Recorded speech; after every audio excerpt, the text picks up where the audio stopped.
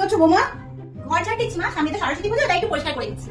তোমার হাতে ঠিক পরিষ্কার হয় না। পরিষ্কার তো করতে আমার মেয়ে টুসি, একদম চকচকে তকতকে, মুখ দেখা যেত আয়নার মতন পরিষ্কার। কি করছো বৌমা? মা ভাবছি একটু মিষ্টি বানাবো, সামনে সরস্বতী পুজো তো, পাড়ার বাচ্চাগুলো সব আসে, ওই জন্য একটু মিষ্টি বানাচ্ছি। তোমার হাতে মিষ্টির কোনো স্বাদ নেই, মিষ্টি তুমি ভালো বানাতে পারো না। মিষ্টি তো বানাতো আমাদের টুসি, পুজোর পরেও মুখে লেগে থাকতো। পাড়ার বাচ্চারা রোজ দুবেলা আসতো খেতে। মা দেখুন তো, এই শাড়িটা নতুন নিয়ে আসলাম, সরস্বতী পুজোয় পরবো বলে। কেমন হয়েছে?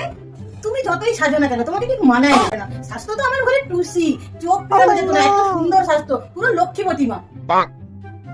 হ্যাঁ এসো এসো। বৌমা, এত কার সাথে কথা বলছো? আমি টুসি দিকে একটু ফোন করছিলাম। আপনি সকাল থেকে এত কথা বলছেন টুসিদির কথা, টুসিদি ঘর মুছতে পারে, ঘর পরিষ্কার করতে পারে, মিষ্টি বানাতে পারে, কত ভালো করে শাড়ি পরতে পারে। ওই জন্য টুসিদিকে ফোন করে বলে দিয়েছি সরস্বতী পুজোর আগে তাড়াতাড়ি যেন চলে আসে। ওকেই সব করতে হবে, ঘর মোছা, বাসন মাজা, মিষ্টি তৈরি করা, ঠাকুরকে সাজানো, সমস্ত কাজ ওকেই করতে হবে। আমি তো যেমন কথা ঠিক তেমন কাজ। তোমাদের সাথেও কি এমন হয় নাকি? কমেন্ট করে জানাও।